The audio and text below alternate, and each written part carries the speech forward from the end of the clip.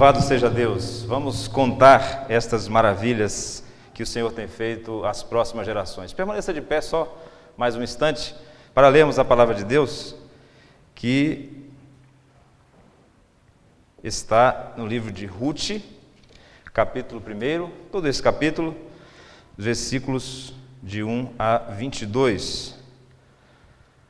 Durante essa conferência, eu fui ricamente abençoado.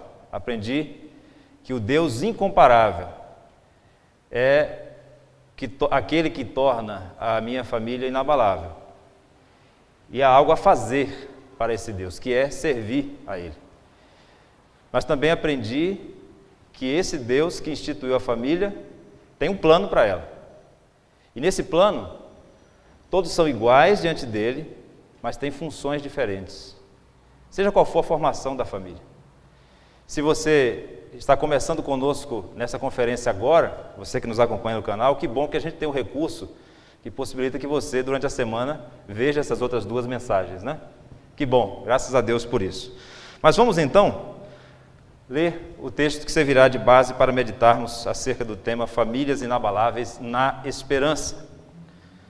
Nos dias em que julgavam os juízes, houve fome na terra. Um homem de Belém de Judá saiu a habitar na terra de Moabe, com a sua mulher e seus 2 filhos. Este homem se chamava Elimeleque e sua mulher Noemi. Os filhos se chamavam Malom e Quilion, efrateus de Belém de Judá. Vieram à terra de Moabe e ficaram ali. Morreu Elimeleque, marido de Noemi, e ficou ela com os seus 2 filhos, os quais casaram com mulheres moabitas. Era o nome de uma Orfa e o nome da outra Ruth, e ficaram ali quase 10 anos.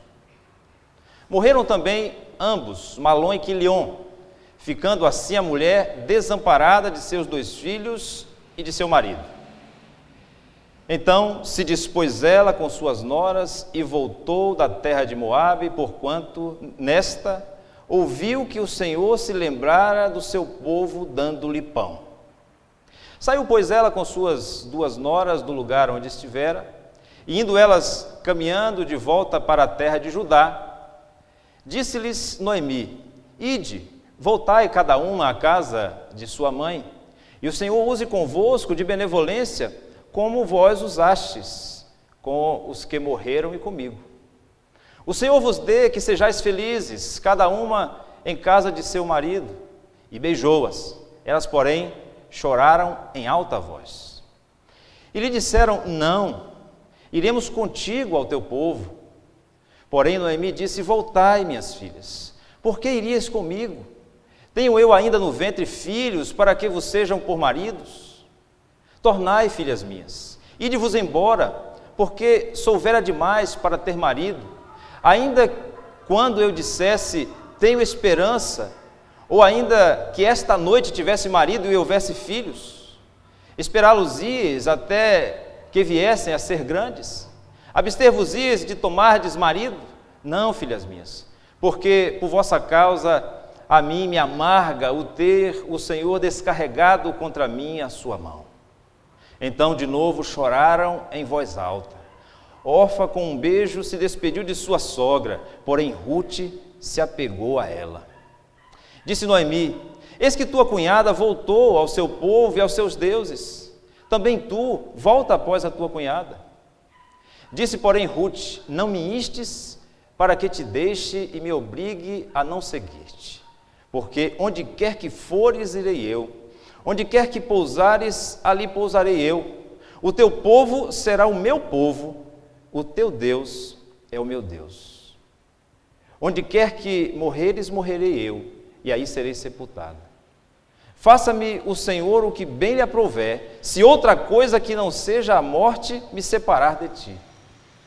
Vendo, pois, Noemi que de tudo estava resolvida a acompanhá-la, deixou de insistir com ela. Então ambas se foram até chegarem a Belém. Sucedeu que, ao chegarem ali, toda a cidade se comoveu por causa delas, e as mulheres diziam: Não é esta Noemi? Porém, ela lhes dizia: Não me chameis Noemi, chamai-me Mara, porque grande amargura me tem dado o Todo-Poderoso. Ditosa eu parti, porém o Senhor me fez voltar pobre. Porque, pois, me chamareis Noemi, visto que o Senhor se manifestou contra mim e o Todo-Poderoso me tem afligido? Assim, voltou Noemi da terra de Moabe com Rute, sua nora, a Moabita, e chegaram a Belém, no princípio da cega da cevada. Que Deus nos abençoe com a compreensão da sua palavra. Podeis assentar, irmãos?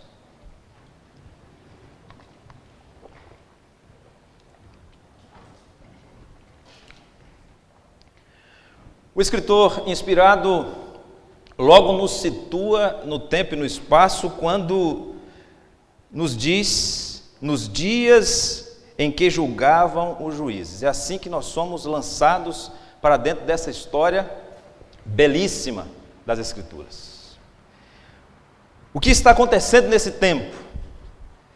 Nós estamos vendo uma história de um drama familiar que tem por trás a ação de Deus sobre o seu povo, uma ação de julgamento, o juízo de Deus sobre o povo que, após ter sido liberto da escravidão no Egito, de ter visto a mão poderosa de Deus abrindo o Mar Vermelho, destruindo o exército do faraó e dando a posse da terra que havia sido prometida aos patriarcas, esse povo se tornou idólatra. É o que nós vemos em Juízes capítulo 2, versículos 6 a 23, especialmente versículos 11 e 12. Juízes 2, 11 e 12. A palavra de Deus vai nos dizer que depois da morte de Josué, o povo não continuou servindo ao Senhor. O povo começou a assumir a religiosidade daquela terra, a adorar os baalins, os ídolos daquela terra. Então fizeram os filhos de Israel o que era mal perante o Senhor, pois serviram aos baalins. E o versículo 12 vai nos dizer: deixaram o Senhor, Deus de seus pais, que os tirara da terra do Egito, e foram-se após outros deuses, dentre os deuses das gentes que havia ao redor deles, e os adoraram, e provocaram o Senhor a ira. Então o Senhor julga o povo, permitindo que os povos que deveriam ser conquistados por ele, agora atacassem, invadissem, dominassem. Este é o cenário que está por trás, é o pano de fundo dessa história tão dramática que nós conhecemos. E o capítulo 17, versículo 6 de Juízes explica qual era o pensamento corrente na época. Naquele tempo não havia rei em Israel e cada um fazia o que achava que era certo. Meus irmãos, muitos dramas que nós enfrentamos têm por trás uma ação de Deus, de um Deus que é rei do universo, de um Deus que é soberano, de um Deus que é justo, muito embora ele já tenha declarado que julga sim a iniquidade dos pais nos filhos até a terceira e quarta geração, mas usa de misericórdia até 1000 gerações. Mas ele não deixa de ser justo, e ele está conduzindo a história. Do ponto de vista secular, alguém poderia olhar para essa história e não encontrar significado nenhum, porque o que está acontecendo aqui, mais ou menos 500 anos, talvez, depois da saída do Egito, numa região inexpressiva para a história, não era nada perto do Egito, quem sabe no Oriente, como estava o Império Chinês, na Índia, enfim, no Japão. Ninguém se interessa na história por um momento como esse, mas o que está acontecendo aqui é que o Deus da história está agindo nos acontecimentos, porque o nosso Deus é o Deus que acontece, é o Deus que entra na história, se envolve com a história e leva a história a um fim que Ele mesmo estabeleceu. Louvado seja o seu nome. E o livro de Ruth é dramático, porque ele está apresentando como, nesse momento, Deus está sustentando, como que por um fio, a família do Messias. Havia sido feita a promessa, e nós encontramos numa profecia de Jacó, próximo da sua morte, de que Judá reinaria sobre os seus irmãos. de que o reinado viria da tribo de Judá. E agora nós estamos próximos da monarquia, quando Davi, que é da tribo de Judá, reinará sobre o povo e Deus estabelecerá uma nova aliança. Não só a aliança agora que estava em vigor e estava sendo quebrada de Deus no Sinai, através de Moisés, mas a aliança eterna de Deus com um descendente de Davi. E aqui, meus irmãos, esta família está por um fio, o fio da esperança que está sendo sustentado por Deus. Nós entendemos que as tragédias que se acometem sobre as nossas famílias não estão alheias à ação de Deus, ao controle de Deus sobre a história. A pandemia de Covid-19 não escapa ao controle de Deus, não causa surpresa em Deus, não tira Deus da sua normalidade. Deus está no controle, mas, meus irmãos, uma coisa é saber isso enquanto um conceito e até mesmo uma doutrina que nós podemos expor. Outra coisa é viver o que a nossa irmã Marlene, da congregação no Vale do Sol, está vivendo hoje, com a morte do seu marido, vítima da Covid, e ela tendo testado positivo para a Covid. E tantos irmãos que, infelizmente, aqui nós já podemos contar, aqueles que estão recebendo tratamento médico, aqueles que estão lidando com sequelas, e aquelas casas que foram invadidas pelo luto, mães que não poderão mais reunir os seus filhos, pais que estão sepultando os seus filhos, quebrando a ordem natural das coisas. Meus irmãos, nada disso está alheio à ação de Deus em todo o universo, em toda a história. Mas o que nós precisamos é levar essa doutrina até o nosso coração, é levar isso a sério a ponto de, quando estivermos submetidos a situações extremas, agirmos como Noemi, como Ruth, como Jó, como o apóstolo Paulo, como o Senhor Jesus, firmarmos a nossa esperança na fé no único Deus vivo e verdadeiro. Meus irmãos, esse texto belíssimo, e o pastor Tarcísio gosta de trazer aqui disputas saudáveis, né? Por exemplo, quem ama mais. A minha disputa com Ana foi: qual é a história mais linda da Bíblia? Não tem a mais linda, mas a gente tem nossas preferências.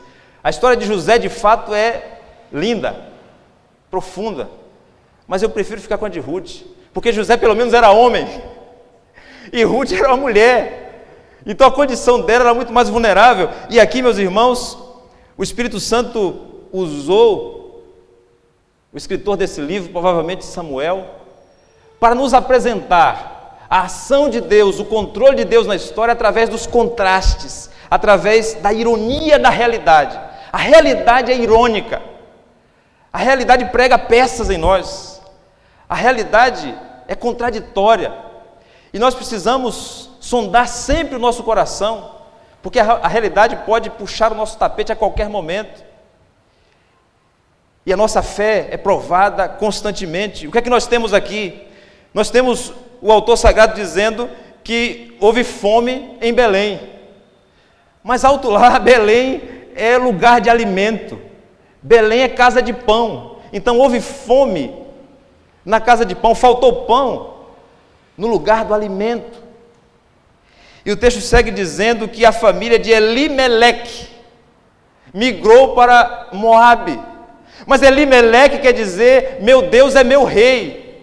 E aquele que tem no nome a declaração de que Deus é rei, sai da terra que foi prometida por esse Deus e vai para Moabe, que é uma terra estrangeira, que adora outro Deus, Quemos, um lugar que era considerado pelos israelitas como lugar de feiticeiros. E o texto segue dizendo que ali Noemi ficou viúva, depois ela perdeu os seus filhos, Malom e Quilion, um significando doente, o outro fraco, certamente por causa daquele tempo de fome que se abateu sobre Judá. Os homens morreram, ficou Noemi viúva com as outras duas viúvas. E o texto então diz que ela decidiu voltar. Ela decidiu voltar para a sua terra, já sem esperança alguma, talvez só desejando morrer na sua terra. Um sentimento que é compreensível. Pelo menos morrer na minha terra, já que não me resta mais nada. 3 mulheres viúvas. Sabe o que isso significa? Naquele tempo, nada. Não significava nada, não tinha valor algum. 3 mulheres viúvas. Ninguém para resgatá-las, ninguém para sustentá-las, para lhes prover o que era essencial. Nada. E é nessa volta que uma órfã, cujo nome significa a parte de trás do pescoço, as costas, das costas, volta, e a outra, Ruth, a moabita, se apega a Noemi, e se volta não só para a terra de Noemi, mas para o Deus de Noemi, e diz: o teu Deus será o meu Deus. Mas, meus irmãos, Ruth é moabita, e moabita na cabeça de um israelita significa feiticeira. E agora nós encontramos também a providência de Deus até na ordem dos livros no cânon, porque em Juízes nós vemos o povo se desviando, abandonando a Deus, apostatando, se tornando idólatra. E o próximo livro mostra que Deus usa uma feiticeira, uma mulher pagã, estrangeira, para restaurar a esperança na história do seu povo. Esse é o Deus que está no controle da sua família. É nesse Deus que a esperança da sua família se torna inabalável. É quando nós chegamos a esse extremo, a esse limite da nossa capacidade. É quando reconhecemos que não há mais nada, nem ninguém que pode nos dar esperança. É nesse momento, quando Deus se torna a única esperança, que nós passamos a ter verdadeiramente esperança. Até então, nós não tínhamos esperança. Até o momento em que você não reconhecer que nada nem ninguém pode dar esperança à sua família, você nunca teve esperança. Se você confiou no seu dinheiro, se você confiou na sua influência, na sua rede de contatos, na sua força, na sua inteligência, você nunca teve esperança. Você nunca pôde dizer: amanhã eu farei isso, e sustentar, porque você não sabe se vai estar vivo amanhã, mas se a sua esperança está no Deus verdadeiro, você de fato tem esperança, porque a esperança de uma família inabalável está na providência de Deus. O que é providência? Providência é diferente de milagre. Milagre é uma intervenção de Deus. Então, existem leis naturais, professora Thais, leis físicas, químicas, que Deus criou. Ele é o legislador, não só do ponto de vista moral, mas também estabeleceu as leis da natureza. E Ele pode intervir nas leis da natureza. Ele interviu na vida do irmão Ebenezer e causou surpresa nos médicos que seguem, claro, como dever da sua profissão, as leis da sua ciência, da medicina. Mas eles estão surpresos. Houve uma intervenção aqui, houve uma alteração no prognóstico. Isso é milagre. Agora, providência é a ação do mesmo Deus, ou a mesma ação de Deus, através de meios naturais, através da natureza, através da história. Ou seja, Deus está agindo o tempo todo. A questão é que nós somos confrontados com os acontecimentos, como a morte, como a crise financeira, e no momento de choque, porque a nossa estrutura é abalada, nossa estrutura humana, nossa estrutura psíquica, nossas emoções, nós então temos a sensação de que Deus está ausente. Mas não, Ele continua agindo, só que agindo, demonstrando o seu controle, sem necessariamente chamar atenção para si. Deus não precisa de holofote, Deus não precisa que o nome dele esteja nos trend topics, é assim que fala aí, você é meu assessor para assuntos de tecnologia. Deus não precisa porque Ele está no controle absoluto o tempo inteiro. Mas nós precisamos tomar uma decisão, nós precisamos fazer uma escolha. Ou nós vivemos confiados na providência de Deus, ou nós cremos que é tudo casualidade, é tudo por acaso. Ou nós confiamos que Deus não perde o controle em nenhum momento, ou então nós dizemos, tudo é fruto do acaso.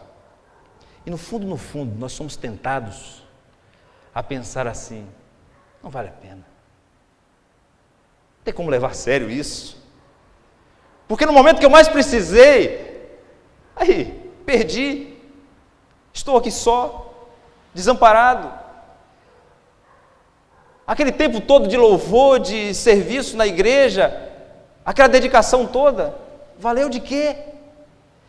Esse é o perigo. O momento em que no fundo, nós questionamos a bondade de Deus, a justiça de Deus. Todos nós estamos sujeitos a isso. Mas é interessante como o texto continua usando de ironia. Eu quero passar um pouco para o capítulo 2. O desejo era ficar expondo o livro inteiro, para aprender junto com os irmãos, mas do capítulo 2 eu quero chamar a atenção apenas do que está no versículo 3 e 4. Ela se foi, chegou ao campo e apanhava após os segadores. Por casualidade, entrou na parte que pertencia a Boaz, o qual era da família de Elimeleque. O que acontece é que Noemi chegou da forma como nós vimos no final do capítulo 1. Chegou assim, amarga. Já tinha entregado os pontos. Olha, é isso mesmo, minha vida vai de mal a pior, não tem esperança não. Me deixe. Não me chame mais agradável, doce. Me chame agora amarga, porque foi isso que eu me tornei. E quem fez isso foi o Senhor. E aqui nós precisamos voltar para esse ponto. Mas o que eu quero chamar a atenção é quando Ruth diz a Noemi, Noemi, deixe-me ir ao campo. E Noemi parece que já está desconectada da realidade. Parece que ela viveu, naquele momento, uma espécie de demência. Ela não toma providência nenhuma, ela não consegue fazer mais nada. Ela disse, vai minha filha, vai. E Ruth vai. E o texto diz que por casualidade, ela entra na terra que pertencia a Boaz, que significa forte, aquele que viria a ser o seu resgatador. E aqui o pastor Luiz Saião diz que essa é a única vez na Bíblia que aparece essa expressão. A única vez na Bíblia. Porque na verdade está sendo usada aqui uma ironia para dizer o seguinte a mim e a você: parece que é casualidade, parece que é por acaso, mas não, é a providência de Deus. É o Deus que não mente, o Deus que não falha, o Deus que é fiel, o Deus que está sustentando essa família por um fio apenas. O Deus no qual essa família tem uma esperança inabalável. Mas eu disse que nós precisávamos voltar para Noemi. E Noemi recebeu um choque de realidade, ela ficou desconectada, e ela então começou a pensar que Deus estava ausente, ou se Ele estava presente, Ele trazia apenas dor para a vida dela, apenas morte. Essa mulher de fato viveu um drama, que quando nós entendemos um pouco da cultura onde ela estava, ela sai da sua terra, e meus irmãos, para um israelita sair da sua terra, só mesmo uma fome, só mesmo uma situação severa, não sabemos o que aconteceu, mas eles foram expulsos da sua terra. Chega lá, o seu marido morre. Pense comigo, na noite em que esse homem morreu, o que ela pensou? Estou aqui agora sem o meu marido, mas pelo menos eu tenho os meus 2 filhos. Então esses meninos crescem e se casam, mas se casam com moabitas. Pense no dia que ela recebeu a notícia: mãe, eu vou casar. Sim, com 2 feiticeiras. Era essa a imagem que o israelita tinha de uma moabita. O Deus Quemos exigia sacrifícios humanos. E essa mulher, então, desolada, decide voltar. Deus tocou na sua vida. O versículo 6 diz que ela decidiu voltar. E nesse caminho, meus irmãos, ela usa uma expressão que tem a ver com a história do povo de Israel. Ela diz que o Deus de Israel pesou a mão sobre ela, mas esse Deus é Senhor, e ela usa a expressão Senhor. E depois ela diz que esse Deus é todo-poderoso. E na visão bíblica, ser um Deus todo-poderoso quer dizer que Ele não divide o seu poder com ninguém. Então tudo que é bom ou mal, mal não no sentido moral, mas no sentido físico, material, na história, vem dEle. A causa última é Ele. No mínimo, se nós pensarmos junto com a Bíblia, nós devemos admitir que no mínimo, Deus permitiu que acontecesse. E ela então tem esperança, porque ela ouviu dizer que Deus visitara o seu povo. O Deus da providência visita o seu povo no tempo que Ele determinou. No tempo que Ele determinou. Essa é uma expressão que nós encontramos em Êxodo capítulo 13, versículo 19, quando na saída do Egito, Moisés se encarregou de levar os ossos de José. Êxodo 13, 19 diz: também levou Moisés consigo os ossos de José, pois havia este feito os filhos de Israel jurarem solenemente, dizendo: certamente Deus vos visitará, daqui, pois, levai convosco os meus ossos. Visitar aqui significa que após um período de provação, Deus sempre entra com providência. Essa expressão, entrar com providência, é muito comum nas igrejas que eu já frequentei na Bahia. Entra com providência, Senhor. Ou seja, é quando a providência se torna um milagre. É quando há uma intervenção de Deus, uma visitação de Deus. Mas é impressionante como a palavra visitar aqui significa tomar nota. Significa que Deus, como tem o controle absoluto do tempo e do espaço, Ele estabelece quando vai entrar. Nós não sabemos quando Ele vai interagir com a história, quando vai, de fato, cumprir o seu propósito. Mas saiba de uma coisa, meu querido irmão, minha querida irmã, Deus já tomou nota. Deus já tomou nota. Ele já definiu qual é o tempo que vai intervir na vida da sua família. Então espere. Agora, quando você tiver que expressar a sua dor, tenha muito cuidado. E siga o exemplo de Noemi, porque nós poderíamos recriminar essa mulher. Nós poderíamos dizer: olha, não fale assim de Deus, não. Não fale assim de Deus, não, porque Deus é soberano, porque Deus é um Deus de amor. Eu concordo, não fale assim de Deus para ninguém. Mas fale para Deus tudo que você está sentindo. E é isso que ela faz. Ela atribui a sua dor ao Deus que é Deus da aliança. E ao Deus que ela chama de El Shaddai, o Deus Todo-Poderoso. E nós precisamos ter muito cuidado, porque uma coisa é enfrentar situações amargas. A morte, por exemplo, a crise financeira, a doença. Outra coisa é entrar num estado de amargura da alma. E nesse momento nós estamos prestes a incorrer num grande perigo. É no fundo, desconectarmos com Deus lá no íntimo. No fundo, acolhermos aquela situação amarga, como sendo a prova de que Deus, de fato, não está presente. Ele pode parecer não estar presente, mas Ele sempre está presente na história da sua família. E Ele vai visitar a sua família. No tempo que Ele tomou nota, no tempo que Ele anotou, no tempo que Ele estabeleceu. Ele vai agir com poder na história da sua família, creia nisso. E quando você tiver que expressar a sua dor, fale com Deus. Há uma diferença entre murmuração e lamentação. Isso é muito importante para a sua vida espiritual, para a vida espiritual da sua família. Murmurar é falar de Deus para os outros. Lamentar é falar para Deus sobre a sua angústia, sobre a sua dor. Então fale para Deus.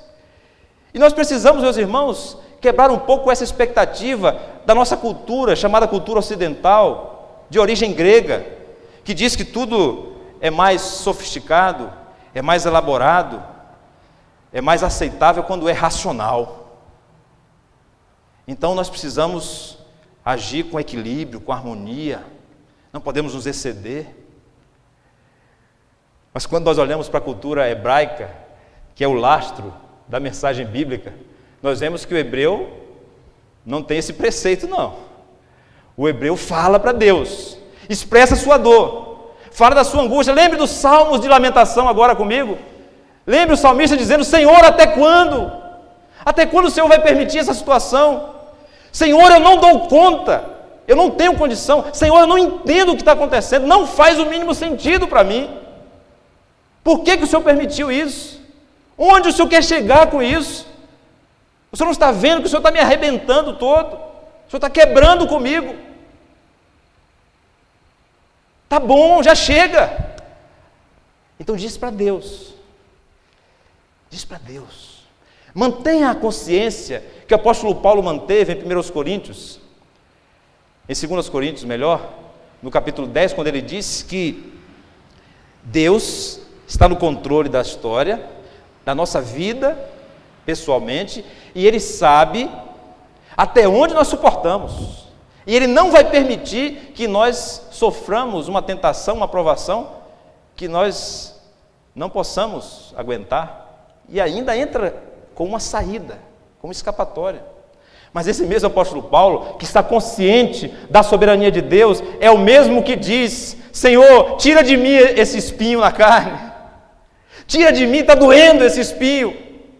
E ele fala por 3 vezes ao Senhor. Ora, mas ele não sabia que Deus estava no controle da história? Sim, mas isso não tem nada a ver com uma espiritualidade autêntica, verdadeira, onde você tem permissão dada por Deus de expressar suas emoções diante dele. Agora, espere para ouvir Deus falar. Espere para que o diálogo aconteça. E eu, nesse ponto, precisava me lembrar do livro de Jó. E fui lá, Rogério, no livro de Jó, para lembrar daquela história. Quando Jó, no capítulo 6, está no momento de revolta, dizendo: mas eu não mereço isso, eu sou justo, o Senhor não está vendo isso. Se Ele é real, Ele não pode ouvir ninguém, Ele não pode interagir com ninguém. E ele começa a falar em resposta aos seus amigos. E ele começa a mostrar que aquela consciência doutrinária, que estava muito bem treinada, quando ele disse: Deus deu, Deus tomou, bendito seja o nome do Senhor. Quando ele disse para a mulher: olha, como fala uma louca, falas tu, de Deus nós não recebemos o bem, por que não receberíamos o mal? Estava tudo arrumadinho na cabeça dele. Mas de repente, de alguma forma, aquela situação amarga, e foi amarga, perder os filhos, perder os bens. E ele então começa a demonstrar que a amargura havia chegado à sua alma. Havia vazamento ali, de veneno para a sua alma. Até que nós vemos, ao longo da história, no capítulo 38, Deus fala com Jó de um redemoinho. De um redemoinho. A vida dele sendo sacudida, colocada de cabeça para baixo, e Deus fala com ele de um redemoinho. E ele começa a perguntar a Jó: Jó, deixa eu te falar agora, para de falar e me ouça. Onde você estava quando eu lancei os fundamentos da terra? Onde você estava? E aí, meus irmãos, no final do livro de Jó, no capítulo 40, nós já vemos Jó reconhecendo o quanto ele é indigno, o quanto ele não sabe de nada, o quanto ele precisava reconhecer o que ele diz aqui: eu sou indigno, capítulo 40, versículo 4. Que te responderei eu? Ponho a mão na minha boca, uma vez falei e não replicarei, versículo 5, aliás, 2 vezes, porém não prosseguirei. No final ele chega a dizer ao Senhor: antes eu te conhecia só de ouvir, mas agora eu tenho uma experiência real contigo. Isso está no capítulo 42. Eu sei que o Senhor pode todas as coisas.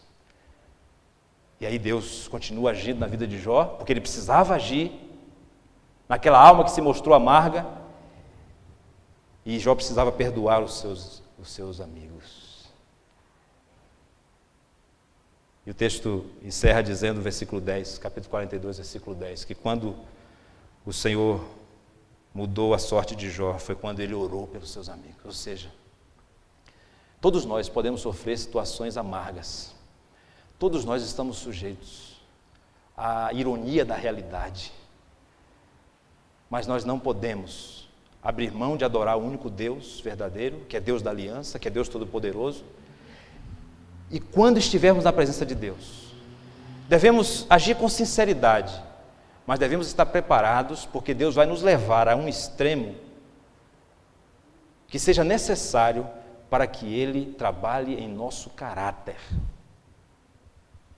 Porque no momento de amargura, nós podemos nos dar a licença para nos rebelarmos contra Deus. No momento de amargura, nós podemos nos dar a permissão de quebrarmos com a ética do reino de Deus. No fundo, nós nos desviamos. Eu sei, meus irmãos, que o luto é devastador. Eu sei que o luto é uma tragédia, mas nós temos que ter muito cuidado. Deus quer mudar o nosso caráter. E como famílias, o que é que nós aprendemos com isso? Nós aprendemos que no tempo da adversidade, que no tempo da dor e da amargura, é tempo de nos unirmos como família.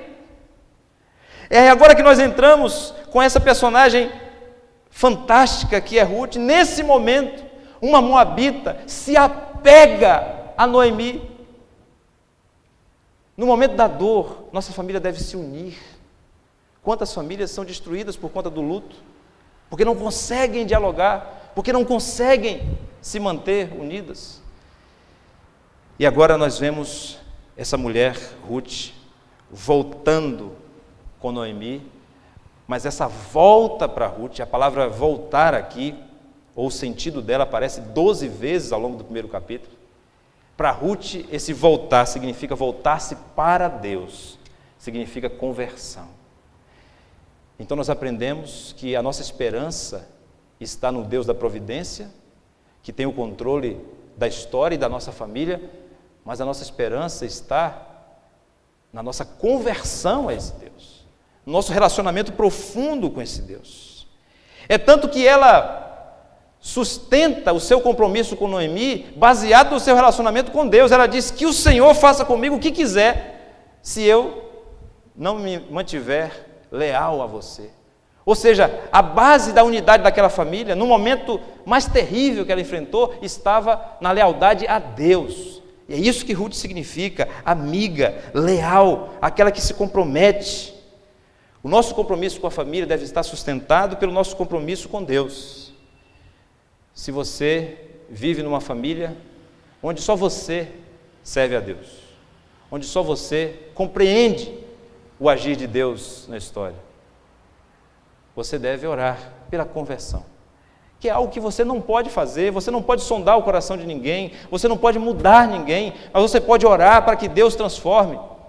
E o que aconteceu aqui na vida de Ruth é algo que estava fora de qualquer expectativa, porque era uma pessoa que estava distante do plano original de Deus para aquela nação, que não poderia ser contada nem como gente, e agora ela dá demonstração de lealdade a Deus mais do que os israelitas.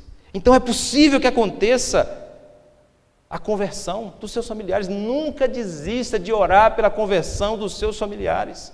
E nunca perca de vista que a verdadeira esperança está no relacionamento pessoal de cada membro da sua família com Deus. Tudo que você puder fazer para o bem-estar da sua família, para a orientação da sua família na fé, faça, confiado no Senhor. Mas nunca esqueça que você não pode converter ninguém. E você deve orar para que Deus faça essa obra, como fez na vida de Ruth. Para que um dia Deus visite a sua família e você ouça seus filhos, seu marido, seus sobrinhos, sua avó, todos os membros da sua família, dizendo: o teu Deus será o meu Deus. Eu estava preparando esse sermão e lembrando de tantas histórias que passam pela classe Nova Vida. Quantos recomeços estão ali? E como as pessoas que passam por aquela classe, depois que são batizadas, enfrentam situações terríveis. Mas quando eu anotei isso, Eu não tinha recebido a notícia ainda que a irmã Marlene, que foi batizada aqui no último batismo que nós fizemos. E hoje eu recebi a foto do esposo dela, o Juarez. Estava aqui com ela. Lembra, né, Matheus? Estava aqui. E eu já ouvi de alguém que se dizia crente, dizer o seguinte: não dá para mim não, já chega. Eu comecei a servir a Deus, começou a dar tudo errado na minha vida. A pessoa me disse isso. É claro que é um momento de maturidade, é claro que é um momento sensível, mas você precisa refletir. Nunca diga isso. Nunca diga que começou a dar tudo errado, porque você está falando na sua perspectiva. Na verdade, começou a dar tudo certo, porque agora nada pode separar você do amor de Deus, porque agora que você conhece a verdadeira esperança, agora que você está vivendo na providência de Deus. Que Deus abençoe nossas famílias, meus irmãos. Que nós aprender com essa história bíblica, que Deus está no controle de toda a história, mas que Deus permite sim, que o sofrimento se abata sobre a nossa família. Mas não podemos deixar de sermos gratos a Deus, porque no momento certo, Ele visitará a nossa família. No momento certo, Ele permitirá que a colheita recomece. No momento certo, Ele levantará, no meio da nossa família, uma lealdade, uma amizade, um compromisso, que é baseado no compromisso com Ele. E é isso que dará segurança à nossa família. Nossa família só estará segura quando ela viver pela fé. E é essa fé depositada no Deus verdadeiro que nos dá a verdadeira esperança. Exercite a gratidão. Confirme em seu coração o compromisso com Deus. Aprenda com esses testemunhos que nós recebemos da palavra de Deus. Nós vamos orar nesse momento, antes de cantarmos o nosso hino oficial. Eu quero orar nesse momento com você, por todas as nossas famílias, mas especialmente pela família da irmã Marlene, os irmãos